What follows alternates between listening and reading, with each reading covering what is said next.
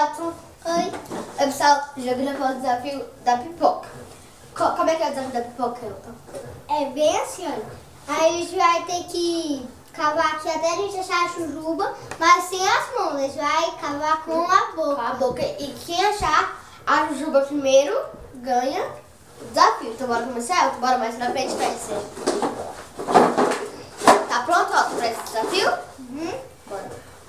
Aí não tô pronto não, mas Eu bora. tô. Dá, então Bora, bora. bora. 1, 2, 3, já.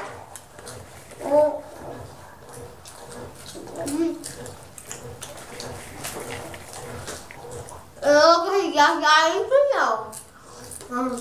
O coração. Não, é pra colocar a mão.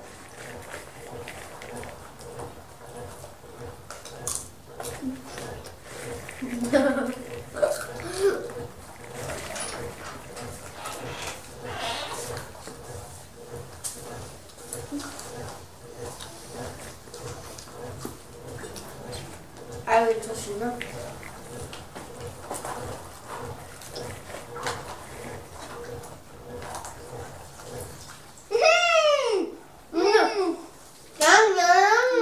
Coisa!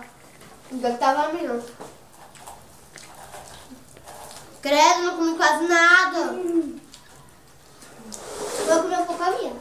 Belo, então pessoal, espero que vocês tenham gostado. Se gostou, clique no curso, se inscreva no canal se você ainda não é inscrito, comente para mais vídeos. E favor, se quiserem compartilhar para mais pessoas, tá? Tchau pessoal, até a próxima.